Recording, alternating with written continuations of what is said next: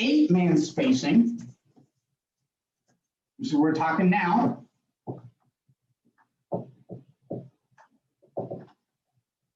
is sling fits. So now what's going to happen is the overhang, based on the rotation of the defense, an overhang is going to be out of the run fit, and another overhang is going to be in the run fit, okay? And we're going to teach like they're on a sling. Our fits are going to be off of the Y off, which is what we're going to talk about next, off of the indicator, because we're not gapped out in the run game. So that's what we're going to talk about. So now we're in 8-man spacing. We're going to still talk about playing mint 4. So the coverage components don't change with what I'm talking about right now. They can change, but they're not going to. Okay? They can certainly change. And I'm going to talk about a 4 open because it's easy to talk about first. So now we talk about the overhangs in the defense again. It's still the jack in this situation because of the call. It's still the star. Now we're going to play rotational run fits based on the call, okay? There are defensive systems where the entire system is based on the call determining what the rotation of the defense is. So I can say that we are in strong rotation run fits, and the star is always in the fit. The jack is out of the fit, and I'm 3/2, and I'm 2/2. I can say I'm playing weak rotation run fits, which we'll talk about when we play cloud. And now the jack's in the run fit, the star's out. And then I can play what some people call fall fits, hands fits, sling fits, which is based off of the back.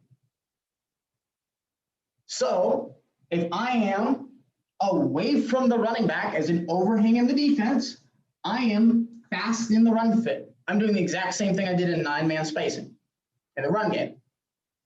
Okay? If I'm to the side of the back, my eyes don't go to the ML line scrimmage.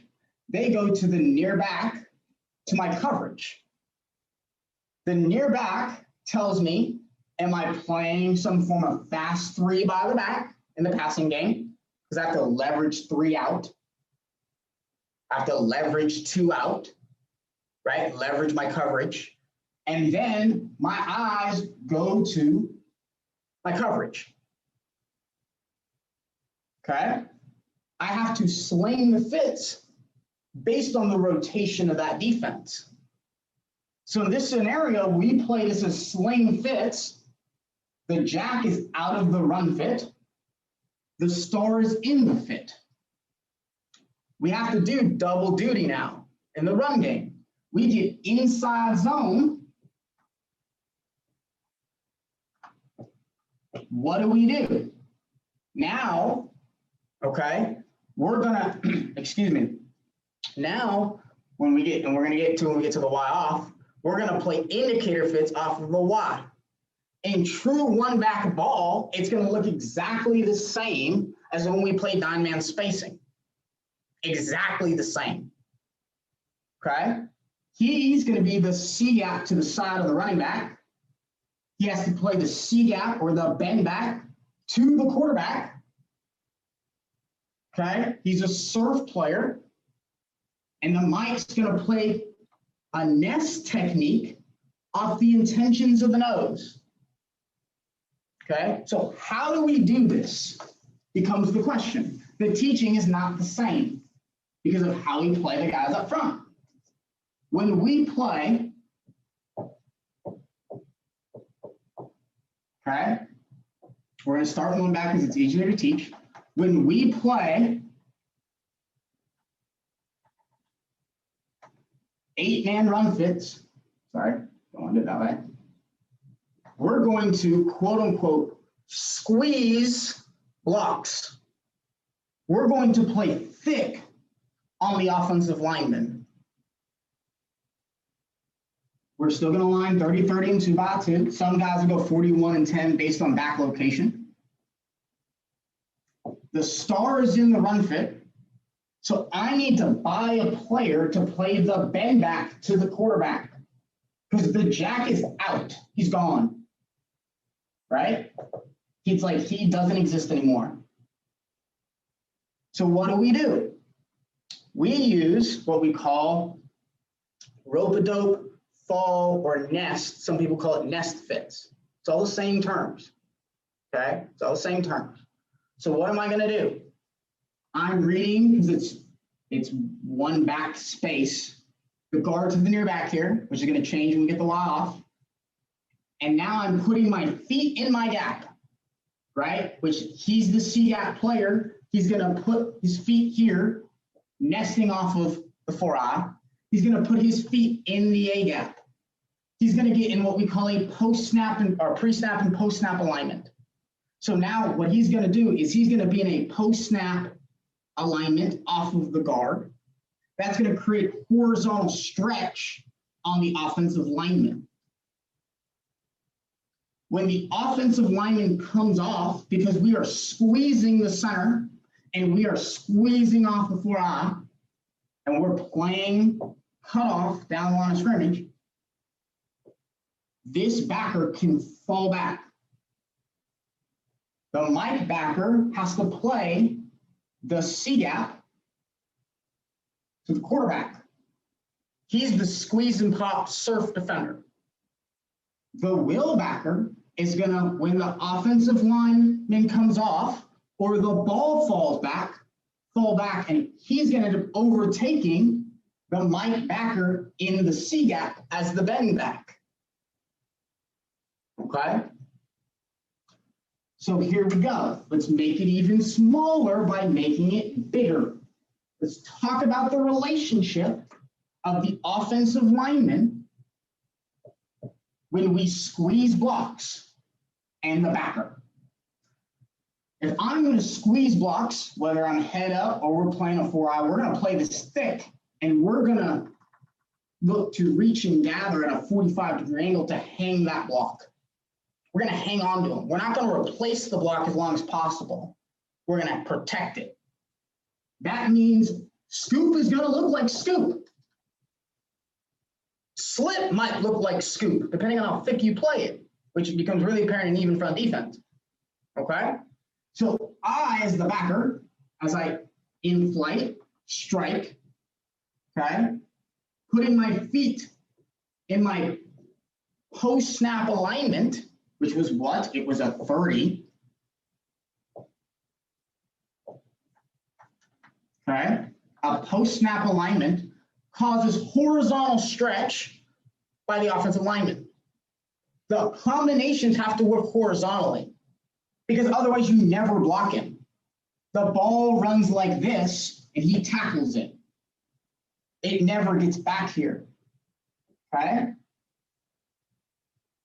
So when the offensive lineman comes off, the nose cuts the play off. He takes away both gaps.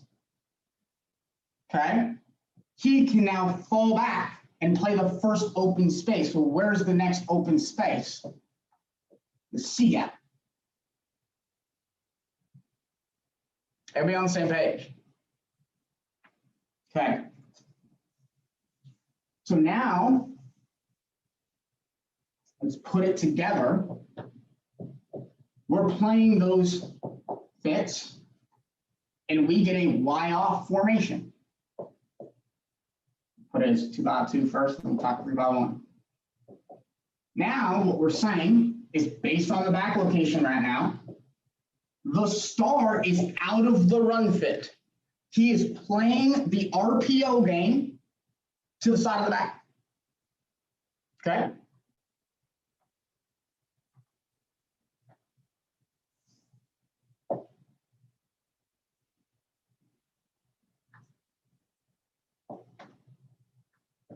Okay, some people go 30-30, some people go 20-20. So now you have to make a decision on who the overhang is away from the back because the Y's in the core. if you do it by who's inside of the number 2 based on his coverage, that would be the free safety in this diagram, because the jack, when we play this robber principle, has to take the first thing to the flat. So when we get split zone, this guy becomes the edge of the defense. He takes 2 or 4. This becomes 4. And the free safety, Mike and Will, are playing lever, spill, lever off of the Y, the second back in the backfield. We call that indicator fits.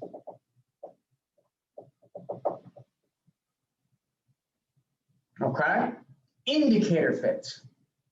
So when the Y falls, I fall. The Will linebacker is the outside piece. He also not only has to be the outside piece, but depending on what concept you're playing out here, he may have to take 3. He may not, right? But in this particular situation, he wouldn't, because he has 3 to the flat, right? But he has to lever the Y off. He has to keep his outside arm free. Okay? The star is out. The Mike's gonna fall, and he's gonna have to play the spill of the Y. So he's gonna spill the Y off. He's gonna spill the Y off. So the person who has to play the A gap off the nose in this diagram is the free safety. The free safety would fall, push and press, put his feet in the gap, and now he's doing the exact same thing we just talked about in the solo run fit spacing and the 8-man space when we squeeze blocks with the diagram we just talked about.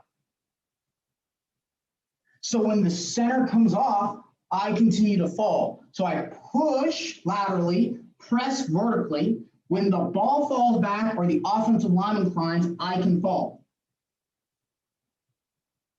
Okay? Because I'm tracking him and him. He's my primary key as the indicator fit. He's the secondary. And we always go through the offensive line. But he's the primary key.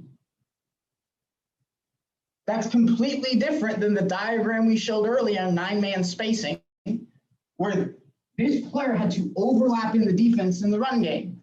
These guys were fitting in relationship to the offensive lineman in the flow of the back, not the Y off. Okay? This works because we squeeze the blocks.